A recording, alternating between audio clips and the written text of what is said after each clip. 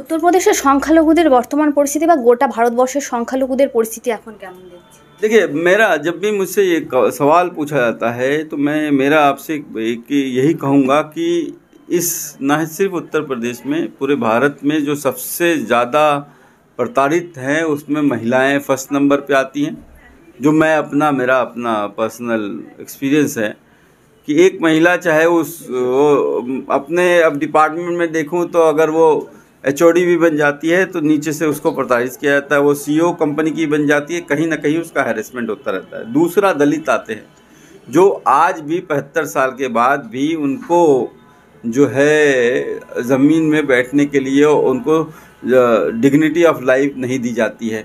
मैं आपको बता दूं 2017 से पहले अगर आप कहा जाए तो मुझे पता भी नहीं था इतना ज़्यादा कास्ट और रिलीजन इस दुनिया में है।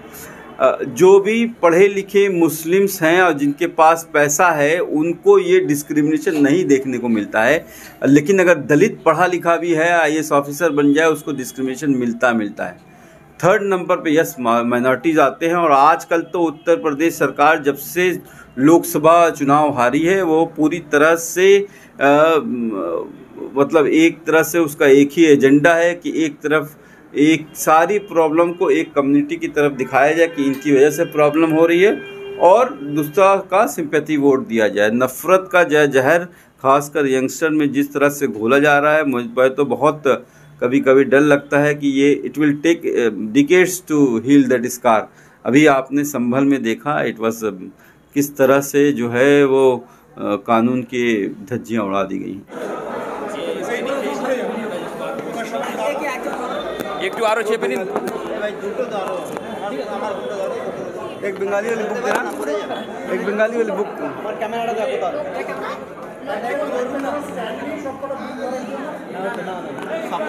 वेस्ट बंगाल और उत्तर प्रदेश की स्वास्थ्य व्यवस्था का अगर कंपेयर किया जाए तो जैसे इन्फेंट मोर्टलिटी रेट कहा जाएगा, यानी कि 19 बच्चे जब पैदा होते हैं 1000 बच्चों में से मर जाते हैं। कहाँ पे? वेस्ट बंगाल में।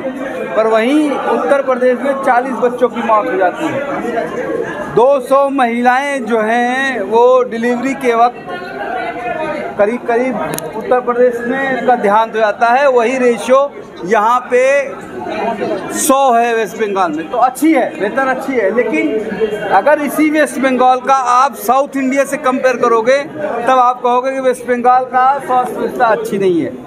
इसी वेस्ट बंगाल के अंदर रहते हुए कोलकाता से और आप सिलीगुड़ी या मिदनापुर जहाँ हम गए थे बाढ़ में, उससे कंपेयर करोगे तो पता चलेगा कि वो ठीक नहीं है। तो इम्प्रूवमेंट की ज़रूरत है, लेकिन हाँ अगर आप कंपेयर करोगे यूपी से तो वेस्ट बंगाल की स्वास्थ्य व्यवस्था ज़्यादा अच्छी है। जो फिल्म बना है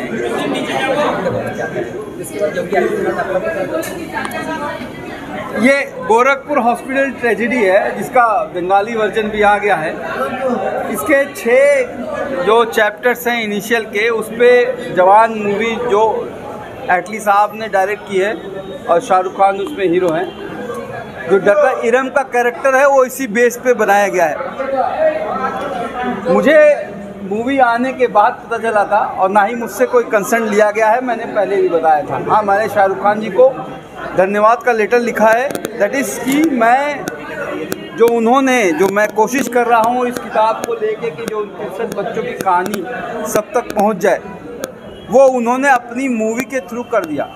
लेकिन शायद उत्तर प्रदेश सरकार को वो बात अच्छी नहीं लगी। उनको लगता है कि मैंने इन लोगों के साथ मिलके अपनी किताब के द्वारा उनकी सरकार को बदनाम करने का षड्यंत्र कर रहा हूँ। और एक FIR लखनऊ में वेजिंग अ वार अगेंस्ट नेशन, मतलब एक बहुत बड़ी धाराएं आके उन्होंने मुझ पर केस कर दिया। आपका लेक्चर में आप बजट के बारे में बात की है, 2000 के लिए क्या होता है, क्या लगा 2014 से पहले जो बजट था 2014 से 2014 का बाद कभी अच्छा हुआ कि गिर गया? नहीं, देखिए मैं वही कह रहा हूँ, मोदी जी की बात नहीं है। पहले की भी सरकारें जो आई हैं उन्होंने स्वास्थ्य व्यवस्था पे ध्यान नहीं दिया है। मनमोहन सिंह की गवर्नमेंट भी जब मैं थी तो 1% जीडीपी का एक्सपेंडिचर हेल्थ एक्सपेंडिचर पे खर्च हो रहा था, आज बढ़ के 1.75%।